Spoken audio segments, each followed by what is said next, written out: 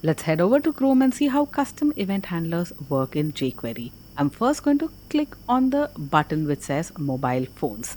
This will trigger the mobile phones event, and you can see that the mobile phones event has two listeners, observer Alice and observer Julia. If you take a look at the console messages, you can see that new items available. That is the message that was picked at random. That is the message that Alice and Julia have received. We've also printed out to the console log the event object received by each of these observers. And you can see that this is of type jQuery.event, and it has a number of properties and methods giving you additional information about the event that was received by the observer. If you scroll down a little bit, you'll see that the event has a property called type, which gives you the type of event that was received by this listener. The type here is mobile phones. There's also a timestamp associated with each event indicating when that event was triggered. We are more interested in the observer pattern implemented using custom events in jQuery. I'm going to click on the books button here, and you can see that we have three listeners here for this books event: Irene, Alice, and Bob.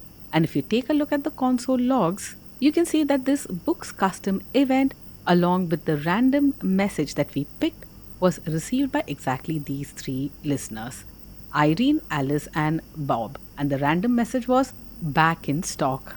Let's go ahead and click on another button here to send out another message, and the button that we picked here says household items. This has two observers, Bob and Julia, and you can see from the console log messages that the clearance sale message was received by both Bob and Julia.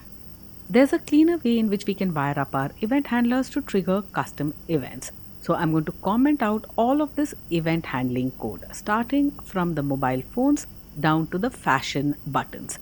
And I'm going to set up some new code for event handling. I'm going to select all of the buttons on my web page, that is all divs with the button CSS class applied, and wire up an event handler to each button. When the user clicks on any of these buttons, I'm going to trigger a custom event on the document. These parts are exactly what we saw previously.